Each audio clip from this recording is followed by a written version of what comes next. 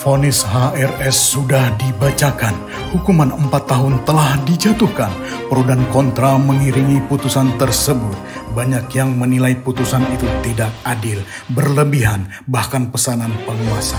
Tentu tidak sedikit pula kelompok yang mungkin bergembira atas isolasi HRS setidaknya hingga akhir 2024 yang menyebabkan tokoh karismatik itu tak bisa ikut cawe-cawe dalam Pilpres. Terlepas dari itu semua, akankah vonis ini menjadi momentum kebangkitan politik Islam termasuk juga memantik semangat oposisi yang semakin meluas? Sobat, kerabat, pemirsa, Indonesia dalam secangkir opini pekan ini, vonis HRS, momentum politik Islam dan oposisi.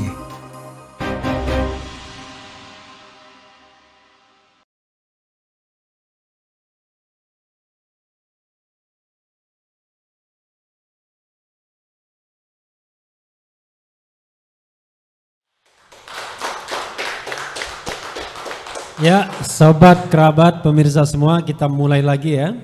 Saya mau ke Mbak Wiwi, tapi sebelumnya ke Mas Adi Mazardi ya. Tadi bicara tentang SJS ya. Tapi kan Mas Adi ini kan sebenarnya bisa dibilang orang NU juga kan? Nah, saya terus terang tidak punya kapasitas untuk tanya soal politik NU kepada siapapun di sini kan, kecuali ke Mas Adi Mazardi. Tadi kan sudah dapat 3 terminologi yang penting ya untuk membedakan, kita tidak bicara tentang oposisi dan non oposisi tapi soal ethical, justice dan intellectual. Kira-kira posisi NU dan PKB di mana ya kalau kita bicara isu itu? Karena kita tahu bahwa Islam dan kekuatan Islam di Indonesia ini fragmented juga. Ada partai yang di luar istana seperti PAN dan PKS. Ada partai yang dalam istana seperti PKB dan P3 dan mayoritasnya NU di sana. Silakan Mas Adi. Baik, terima kasih. Jadi banyak orang juga dulu yang bertanya ke saya, Mas itu NU apa bukan? PKB apa bukan? Saya bilang saya Gus Dur, hari-hari saya sama Gus Dur. Jadi kalau tepatnya Gus Durian. Jadi kalau Gus Dur itu bisa NU, bisa PKB, bisa juga nasionalis, bisa juga demokratis, komplit lengkap. Nah tapi melihat pandangan partai politik, saya pertama-tama ingin juga minta ke Mbak Wiwi dan Lipi untuk menjelaskan kepada masyarakat yang disebut partai nasionalis itu apa sih? Kenapa ini partai Islam, ini partai nasionalis? Pertama adalah sebutan nasionalis itu seolah-olah membela bangsa. Kapan partai yang disebut nasionalis itu membela bangsa Indonesia? Kan dalam hal ini kan kayak Golkar, PDIP, kemudian apalagi Demokrat. Nah, setahu saya nasionalis itu dulu muncul dari kalangan kaum priai, kaum priai Amtenar, pegawai-pegawai Belanda, yang kemudian membentuk jadi nasionalis. Karena dalam sejarah kalau yang kita pelajari, nasionalisme Indonesia ini kan dibangun dari pesantren. Sejarahnya ada nih, Kahin dulu pernah menjelaskan itu juga, kemudian ada Indonesianis yang baru itu Michael Lafang dari Princeton juga menganggap itu. Jadi nasionalisme Indonesia itu dibangun ketika terusan Suez dibuka pertengahan abad 17. Kemudian dari situlah kemudian Islam dari Borneo, dari Celebes, dari Jawa, dari mana-mana kemudian bersama-sama satu kapal, kemudian di Hijaz bersama-sama juga berbulan-bulan di kapal, bertahun-tahun di Hijaz. Dari situlah muncul kemudian ikatan kebangsaan, senasib sepenanggungan. Itulah sebabnya gerakan-gerakan perlawanan kepada penjajah itu dimotori Islam. Jadi Islam di Indonesia ini udah pasti nasionalis, faktanya ada.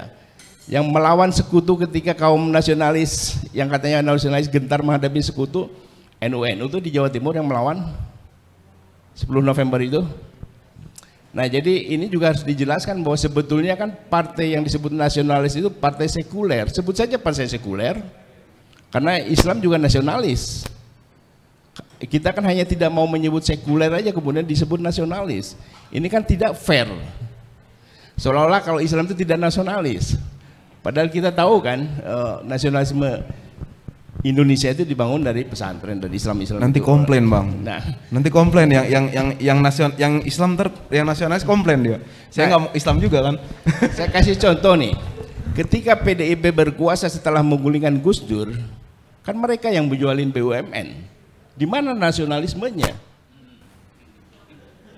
Ketika Golkar berkuasa Orde Baru, kan mereka yang menjual sumber daya kita kepada asing. Di mana nasionalismenya? Jadi menurut saya sebutan ini harus diubah. Ke depan itu harus berubah. Ini partai sekuler, ini partai agama. Nah, suatu ketika saya pernah bertanya juga kepada Gus Dur, Gus ngapain sih bikin PKB partai?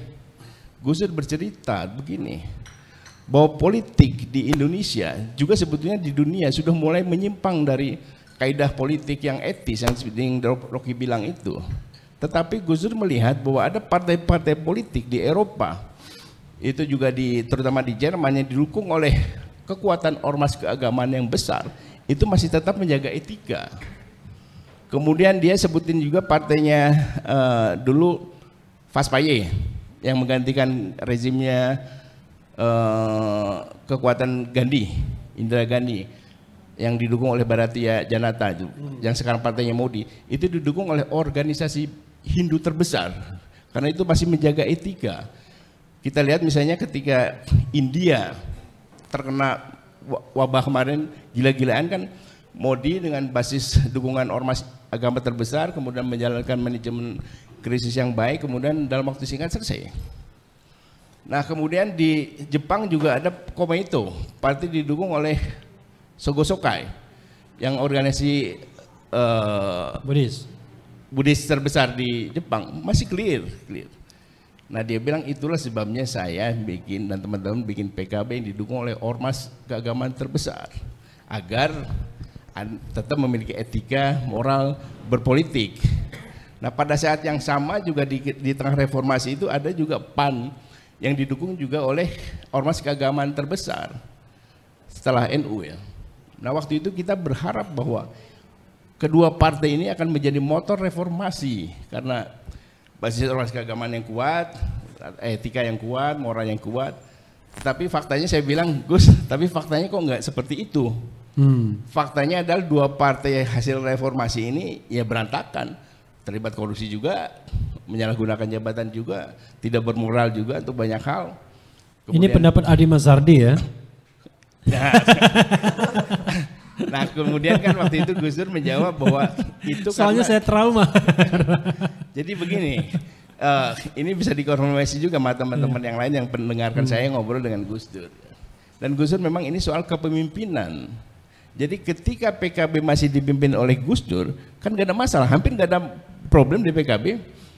Nah, ketika Gus Dur kemudian disingkirkan, kemudian Amin Rais disingkirkan dari PAN, nilai-nilai moral, nilai-nilai etika ini kemudian tidak punya garis, tidak punya komando, tidak punya monumennya, monumennya dicopotin. Nah, itulah sebabnya menurut saya kita tetap melihat agama itu tetap penting.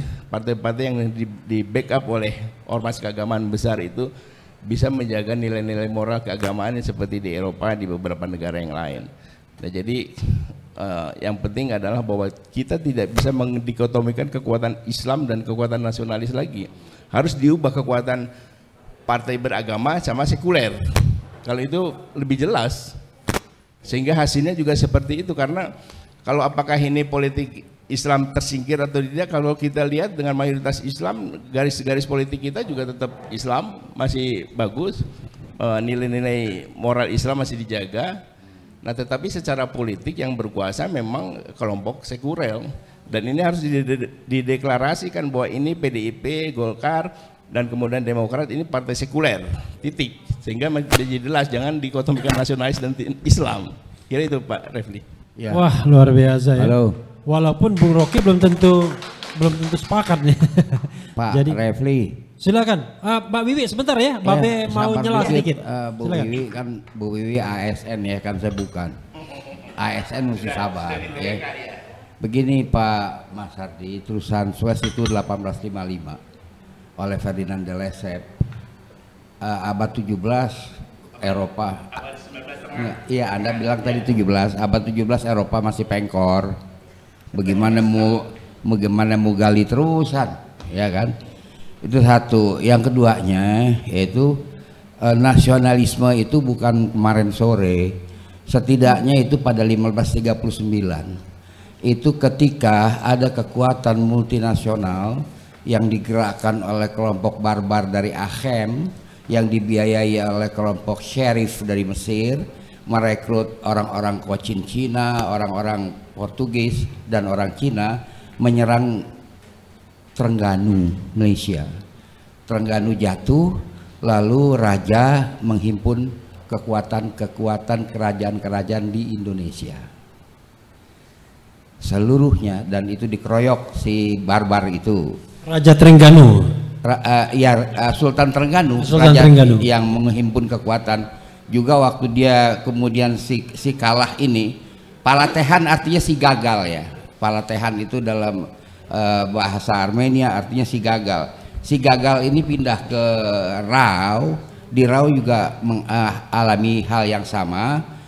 Raja Rau memang tewas, tapi jandanya menghimpun kekuatan. Jadi kita udah lama, bukan kemarin sore ya kan, adalah kekuatan nasional itu waktu, karena macam-macam, ada kerajaan yang kagak monoteistik kan, banyak kerajaan monoteistik kayak kerajaan Sunda monoteistik itu pada bergabung Pak, menghajar itu barbar. Saya nggak mau sebut ini barbar apa ya, ntar sensitif. Jadi kira-kira itu Achem itu sebelah barat Algier, ibu kota Aljazeera. Ya itu aja Pak. Siapa Pak Refli? Pak Refli ya, Mbak Be. Mbak Wiwi, tadi ada tantangan ya dari Mas Ardi, katanya kita tidak usah lagi gunakan terminologi partai Islam dan nasionalis, tapi partai Islam dan sekuler, partai agama dan sekuler saja, karena ada partai yang memang berbasis agama lain tentunya ya.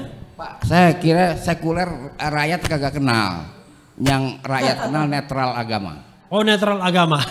Partai agama dan netral agama. Tapi tadi ada tantangan dari Bung Rocky, udahlah kita nggak usah pakai terminologi lain, pembedanya etik, justice dan intelektual. Silakan Mbak Wiwi. Oke, ya menarik menurut saya berbicara tentang partai politik yang lalu mengalami semacam dikotomi gitu ya, antara partai nasionalis, partai yang agama gitu, tapi dalam de jure dan de facto itu kan beda. Kita melihat bagaimana sejarah politik kita ya, khususnya ketika pemilu tahun 1955 dilaksanakan. Di situ kan ada partai PNI ya, Partai Nasionalis Indonesia, ada partai NU, ada partai Masumi, ada PKI gitu ya. Jadi kalau tidak salah 4 partai besar waktu itu gitu ya. Dan apa yang dihasilkan oleh penelitian atau kajian dari Clifford Geertz gitu ya, itu menunjukkan memang kita menjalani satu politik aliran gitu ya. Waktu itu, rentang waktu sebelum tahun 90-an itu memang kental dengan politik aliran gitu. Tapi lama-kelamaan dalam perkembangannya politik aliran ini kan cenderung fluid gitu ya, cair gitu. Dan cairnya itu bukan tanpa ya, tapi ada kebijakan-kebijakan pemerintah yang waktu Orde Baru itu menunjukkan ada pelaksanaan mungkin quote unquote adalah asas tunggal Pancasila sebagai satu-satunya azas bagi partai politik. Nah, ketika Pancasila sudah menjadi satu-satunya azas bagi partai politik, menurut saya sudah batal demi hukum partai agama dan non agama itu kan gitu ya, partai nasionalis dan partai agama itu, karena sama-sama berasaskan Pancasila kan gitu. Hanya saja seperti P3 kan tetap menggunakan lambang Ka'bah gitu ya, yang menunjukkan partai agama. Demikian juga PKS sebagai partai hasil reformasi gitu. Tapi secara umum saya melihat aliran politik aliran kita itu cair sekali gitu. Dan kalau melihat Golkar ya, golongan karya, meskipun baru berubah setelah era reformasi menjadi partai Golkar gitu, sebagai tadinya functional group ya, golongan karya, itu sebetulnya partai Golkar itu bisa dikdaya seperti itu sampai sudah tahun 2019 kemarin juga masih masuk 3 besar. Itu saya lihat memang kecenderungan dari pemilih kita, orang-orang Indonesia ini ternyata tidak ke kanan, tidak ke kiri sebetulnya, gitu. Lebih ke middle way, gitu ya, jalan tengah dia. Kalau urusan dunia, gitu ya, seperti itu. Jadi sebetulnya banyak hal ya yang harus memang kita evaluasi ya, ada semacam reformulasi, gitu ya. Bagaimana sistem politik kita, khususnya sistem multipartai kita, sistem partai politik kita itu dibenahi sedemikian rupa supaya ketika kita membicarakan partai politik ya sebagai salah satu institusi demokrasi, itu betul-betul dia mengacu atau berkaitan erat dengan sistem demokrasi. Jadi selama ini kan kita belum menyaksikan benar gitu ya, dengan sistem multipartai banyak, partai-partai politik kita ini yang banyak gitu ya, yang tadinya ratusan menjadi puluhan, sekarang juga kalau ada pemilu juga puluhan, berkurang menjadi tinggal 9 yang ada di DPR RI gitu kan, 9 partai politik. Tapi bagaimanapun juga ya menurut saya sebetulnya kalau kita mengacu pada partai ID, tidak ada satu pembeda yang jelas gitu ya, partai antara partai nasionalis dan partai yang disebut partai Islam tadi itu ya. Oleh karena itu ya ini yang harus mestinya ideologi tadi itu dijelaskan secara gamblang. Jadi supaya juga ada semacam apa ya, kepemilikan dari yang memilih gitu ya. Ada rasa memiliki dari para pemilih-pemilih ketika ada pemilu legislatif. Itu kalau dengan partai politik. Karena saya juga melihat apa yang sebetulnya menjadi pembeda khususnya gitu ya partai-partai politik di Indonesia itu, karena bagaimanapun juga 4 konsensus dasar itu harus menjadi acuannya juga gitu ya, Pancasila menjadi acuannya. Jadi mau tidak mau sudah disatukan dalam reference yang Pancasila tadi itu. Jadi betul Mas Adi tadi mengatakan apa yang membedakan gitu, nyaris tidak ada clear cut yang jelas gitu ya antara partai-partai yang ada itu yang disebut dengan partai Islam atau partai yang nasionalis tadi itu. Dua-duanya juga partai NKRI istilahnya gitu, sangat cinta NKRI. Jadi karena stigmatisasi terhadap Islam itu yang menurut saya membuat kabur pemahaman tentang partai Islam itu sendiri. Jadi seolah-olah kalau partai yang menamakan Islam itu lalu tidak pede ya, karena stigmatisasi yang ini dengan istilah radikalisme gitu ya, suka katakan kekerasan dan sebagainya. Ini yang mungkin perlu kita benahi ke depan dengan mengedepankan sebetulnya, kalau saya sering mengatakan partai politik ini kan ibaratnya orang itu jualan, berdagang. Gitu ya. Apa yang dijual oleh partai politik ini? Jualannya itu apa? Mau jualan yang branded atau yang tidak branded kan itu? Sebab dalam konteks Indonesia gitu ya, logikanya kalau penduduk besarnya itu Muslim gitu kan, aspirasinya itu kan pastinya ke partai-partai Islam. Lah ini kok tidak gitu kan? Bagaimana menjelaskan fenomena itu kan gitu? Ya salah satunya saya ingin menjelaskan bahwa sebetulnya satu contoh adalah Partai Golkar gitu ya. Mengapa Golkar masih diminati meskipun sudah beranak pinak banyak seperti itu gitu ya? Dia tidak pernah terlempar dari 3 besar setiap pemilu itu. Selalu ada di nomor 1, nomor 2, nomor 1, nomor 2 gitu, seperti itu. Jadi pastinya itu yang harus dipelajari oleh partai-partai lain gitu kan. Dan ini yang saya tidak melihat gitu ya, bagaimana partai-partai baru gitu ya, lalu terlempar tidak bisa masuk ke DPR, ya karena memang sebetulnya masyarakat Indonesia menginginkan gitu ya, partai-partai yang berkualitas gitu. Ya, partai-partai yang ketika caleg-calegnya itu mampu meyakinkan masyarakat, meskipun kita tahu ada vote buying ya, kita tidak menutup mata tentang itu. Jadi sebetulnya catatan pentingnya tentang partai politik ini adalah siapa di antara partai ini yang paling bisa gitu ya, atau paling mampu menganalogikan dirinya dengan kebutuhan masyarakat itu sendiri. Jadi dia bisa menerjemahkan gitu ya. Masyarakat itu berkehendak seperti itu, punya aspirasi, punya kepentingan, lalu dia mampu menganalogikan dirinya seperti itu.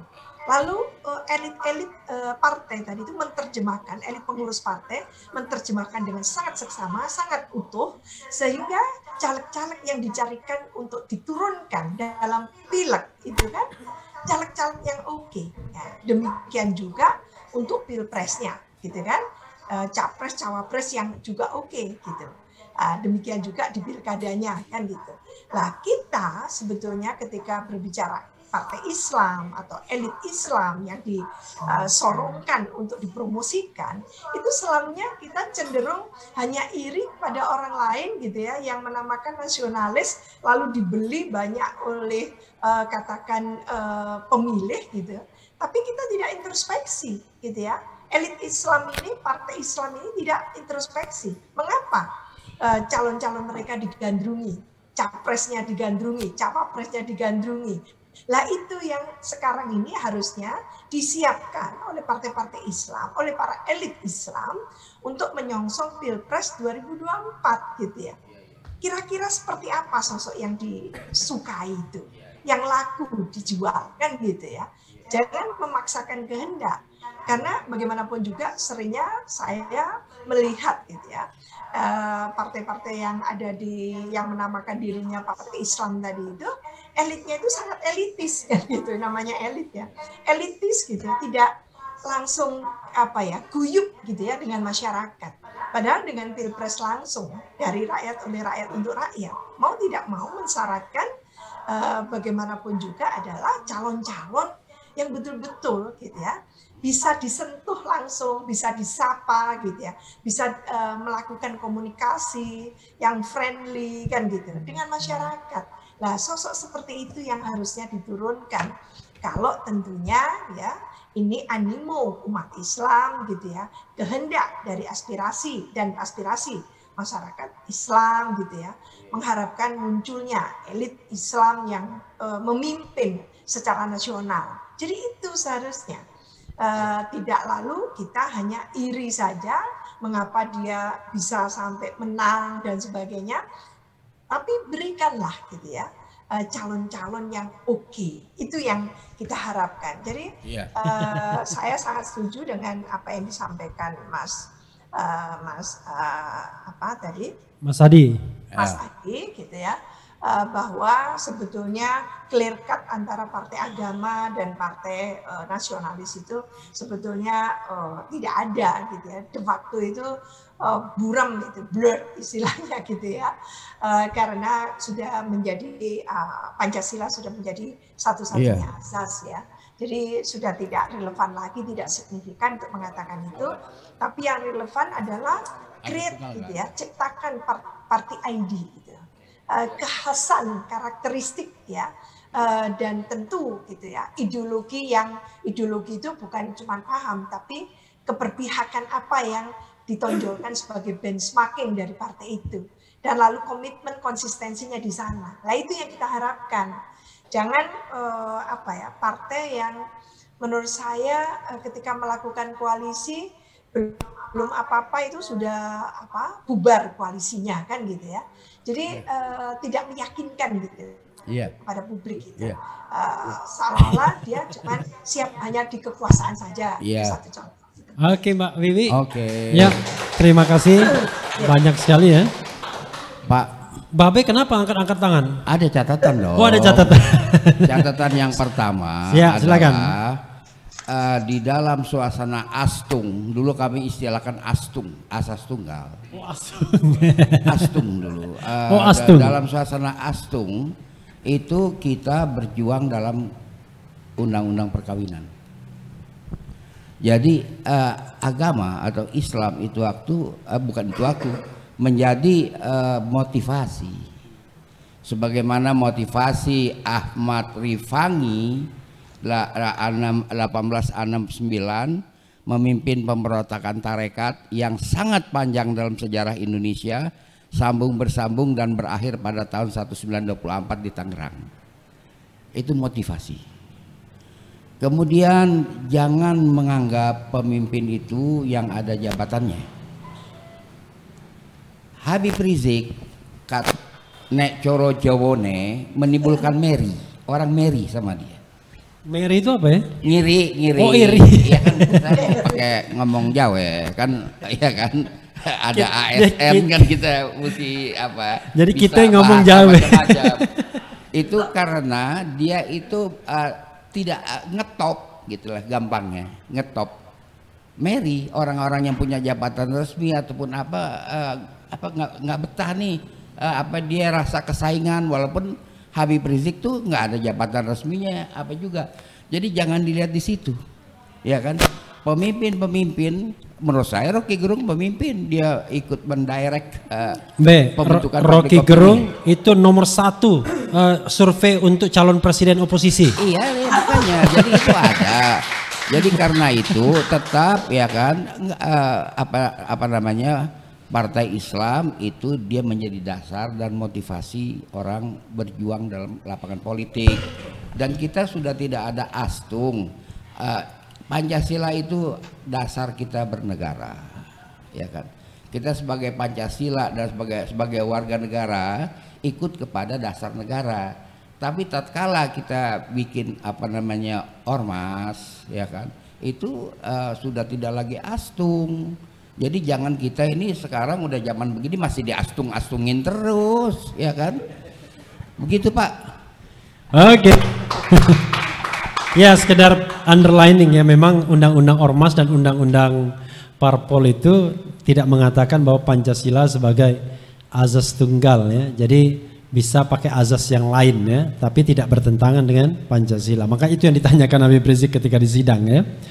Tadi Bung Aziz sudah mau angkat tangan, tapi kita break dulu ya. Kita break dan kita kembali pada sesi terakhir untuk mungkin closing statement masing-masing. Silakan.